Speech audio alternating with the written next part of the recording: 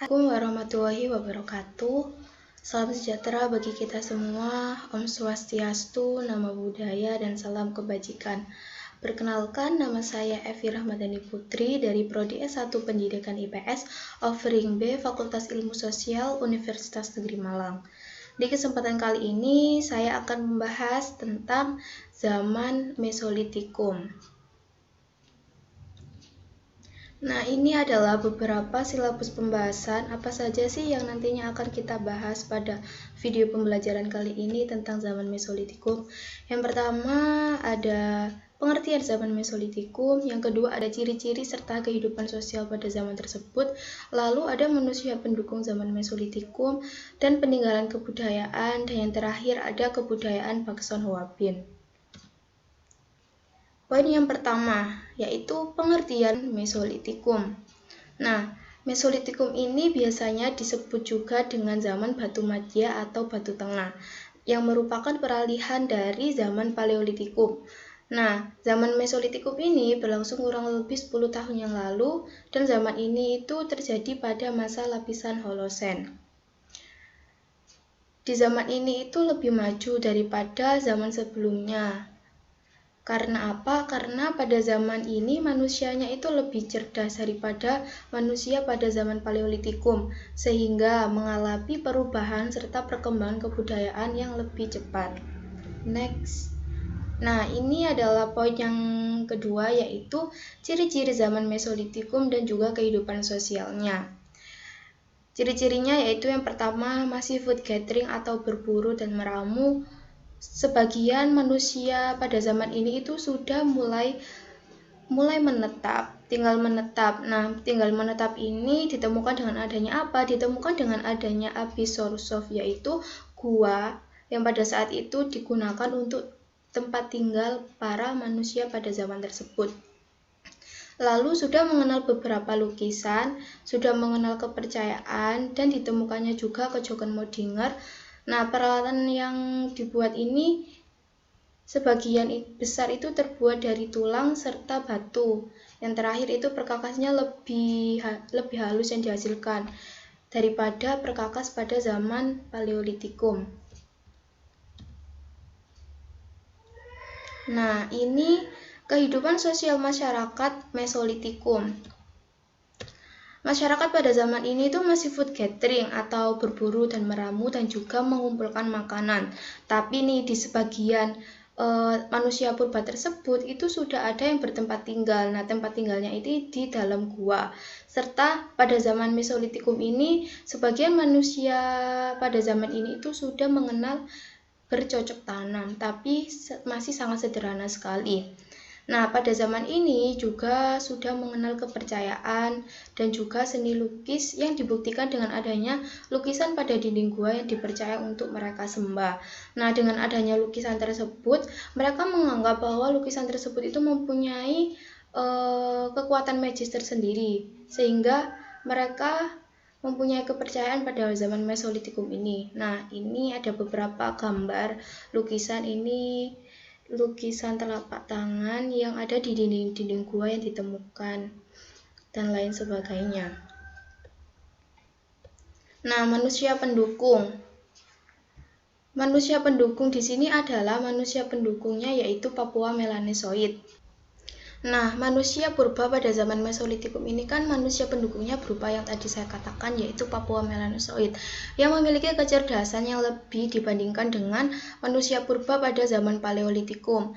Nah, dengan adanya tatanan sosial yang lebih rapi, tertata, dan juga maju pada saat itu menjadi bukti zaman ini tuh lebih baik dan mengalami perkembangan yang cukup pesat di kebudayaannya. Nah, jadi Papua Melanesoid ini merupakan manusia pendukung pada zaman Mesolitikum yang menyerupai atau sebagai bangsa nenek moyang dari aborigin dan juga Papua. Yang keempat, ada hasil kebudayaan zaman Mesolitikum.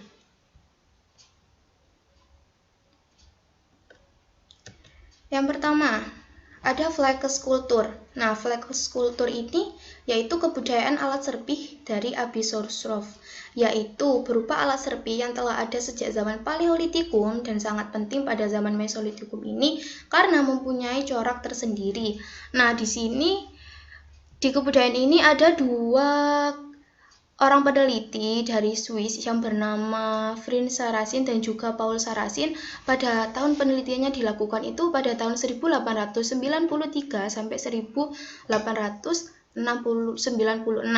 Nah, mereka ini melakukan penelitian di Sulawesi Selatan dan berhasil menemukan flakes. Peralatan sejenis juga ditemukan di daerah lain. Nah, yaitu di Bandung, flakes dari obsidian seperti gambar di samping ini ya, teman-teman. Nah, ini itu batu hitam, terbuat dari batu hitam yang sangat indah.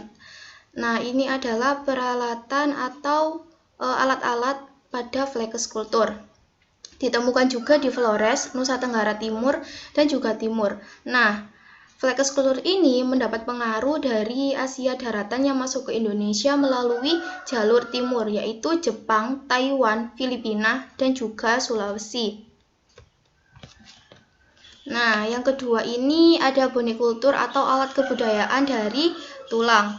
Nah, pada kebudayaan ini ditemukan fosil manusia dari jenis Papua melanosoid yang ditemukan di dalam Abyssosrov.